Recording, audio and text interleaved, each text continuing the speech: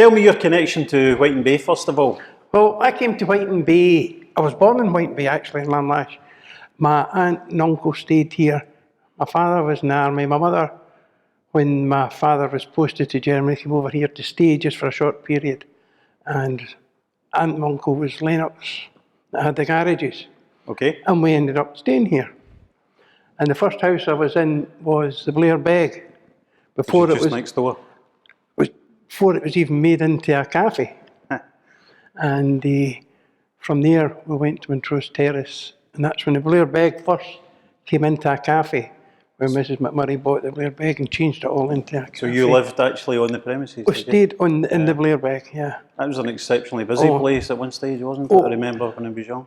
Blair Beg, when you were there, when the dance was on, and they used to come out the pub at 10 o'clock at night. Now the queues for burgers and hot dogs was all the way down that drive and right along to the hall at one time. And I used to help Mrs. McMurray in there make the burgers in the back. And then you went from there. You went from the pub to the Blair Beg, had your burger, and then into the dance. And in the hall here, yeah? In the hall here. So what time would the dance start in here? About 11? It wouldn't start till 11 o'clock at night, because that's when pubs closed at 10. Right. And it was when all the big bands were coming over, the Clyde Valley Stompers and all that, and Ackerbilt, they were over and things like that. Big names? Big names. What pubs would you have? Whiting Bay Hotel, but also the Royal Hotel was a pub. Kiskadale wasn't licensed pub at the time. It was just like a big boarding house. I knew Mr. and Mrs. Dickett owned the Kiskadale.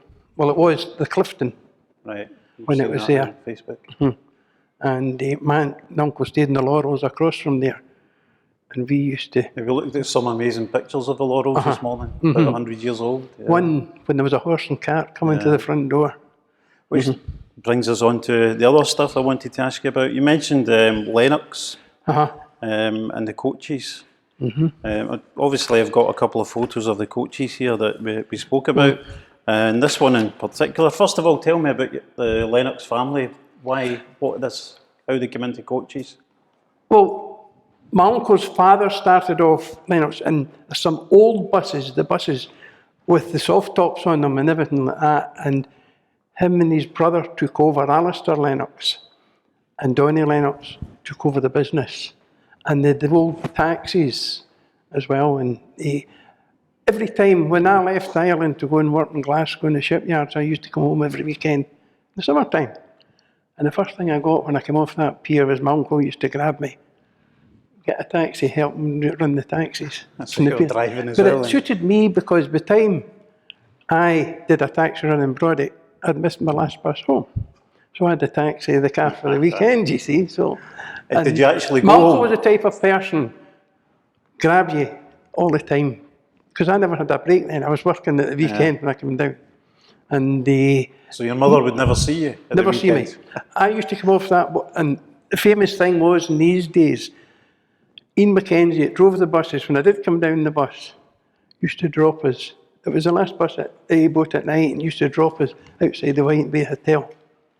Straight up there, he took my case home, left it with my mother.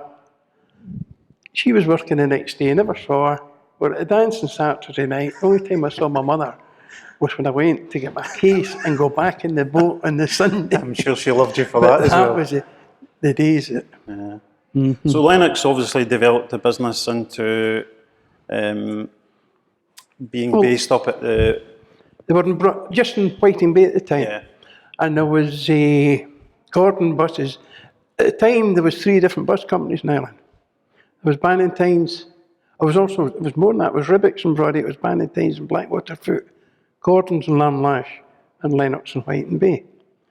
And my uncle, he eventually took over Gordon's, and then Ribbicks gave up on Brody, and he took over Brody. So I ended up with a garage in Whiting Bay, Lamlash, and Brody. Do you know how many people he would employ at that stage? Oh, the main bit, Whiting Bay had the lorries as well.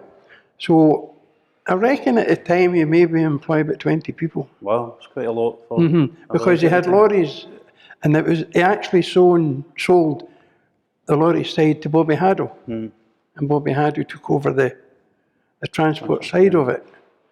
And then when he gave up the garages altogether, Bobby Haddo took it over. We spoke about memories of the actual buses, That and someone's bus- given us some photos this morning. That bus was the first bus in Ireland ever without the driver being away from the passengers. Because that's the type of buses you saw up in Glasgow. Yeah. And it was, I think, the type of buses they had was the old Bedford buses were needing replaced, and they were second-hand buses he's brought as well, but that was it. Plus, there were bigger buses. As it was getting busier, he needed the bigger transport, you see. I take it these coaches carried a few people in the holiday times there? Oh, they came off the boat, and there was rows and rows of buses. And they had the duplicate, and I forget the conductor's name now, but coming from Brodick to White Bay used to be maybe 3 buses. Right. And the conductress used to, when she finished taking the fares on one, got off and wait for the next one and jump on the next one. And then jump on the next one. Fantastic seeing all these people coming to White Bay. But that was the days as well when the queues to go away in the pier, they would go from the top of the pier right along to the putting green. That was when the boat came into White Bay Pier at the time. We actually established the length of White Bay Pier in the last couple of days. Someone's worked out it's 350 yards, 750 feet, so it's a fair queue. Yeah. Obviously, you went into the Merchant Navy for quite a while and travelled all over the world. You must have some memories of coming back to White Bay. Oh, aye. Pier. Well, actually, we were going to come back and retire in Whiting Bay, and that was the plan of action to come. But with my illnesses now and everything, we decided but we still come down as often as we can. And really, it's still my home. I feel that Arden is still my home. Yeah. And it's great For many to come of back. us the same, yeah. So you would come back from college or shipyards on a Friday night, you sail into White Bay?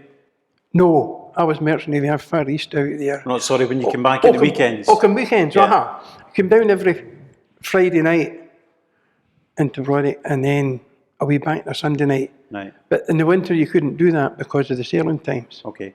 There was never Sunday sailings in the winter then. It was just up to Saturday. So it was only when the summer season came on that I came home every weekend. So your memories of White Bay Pier at the time, do you remember ships, etc. coming into it? Used to have rows and rows of fishing boats. Yeah. And the puffer used to come in and get the coal. And the thing we always did was with my brother and all the other chaps my age, when the queue was that long, it was a long carry for people's cases. We used to get a penny for every case we carried down the pier. So it was well worth the... We used to do a lot of swimming off the pier. But I'll tell you what they did for the rowing boats that they used to let out. They used to use mussels for bait. Right. And we used to go down the pier, had clumps of mussels stuck to the pillars. Yeah. And we used to go down and pick the mussels off and take it ashore. And then they used to boil them on the shore for the bait for the... You would pay a fortune for that meal now. Oh, absolutely. It's a pity the pier's not there. It really was a feature of the White Bay, that. So some of the ships that have boats that come in, can you remember the Duchess of Hamilton, Duchess of Montrose, the Jeannie Deans even when it was there, and the Waverley used to come back and forth. And you used to watch the Waverley come in the Glasgow Fair, and the captain used to have to say, all go at the other side, because all at one side and the other paddle was out the water. You see, and trying to steer it in was a bit of a nightmare. So many people would come off these boats. You'd be talking, I would reckon, a couple of hundred people, because there was no cars, everybody. It was just passengers, you see.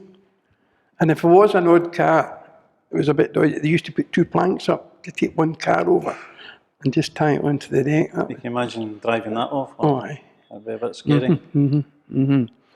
But that was when sometimes the boat called in at Brodick, and then it called in at Lamlash, and then called in at White Bay. And then it just came Brodick to White Bay, and sometimes it just came direct to White Bay. Right. But it was really busy in these days in that time too. I remember your mum working in the shop at used to be Alexander's. That's right. She started in Alexander's. First of all, she was a cook in Arden Hall. And then she moved into Alexander's. And then when they closed that down, it was Kiskadale Craft. She worked with the women in there. And then, Lots of memories of Whiting Bay. oh, What's your particular favourites that you can think of? there's so many. Put you on the spot just now.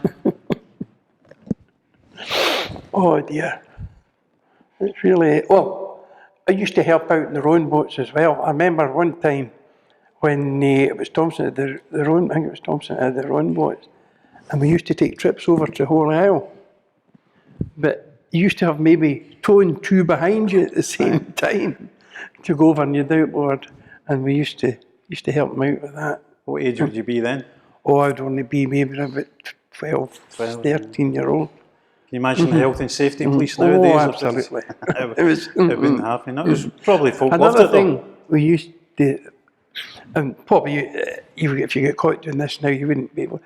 If there was any, like a wedding and they were going away in the boat, they were on the boat, used to have a scramble and throw it onto the pier.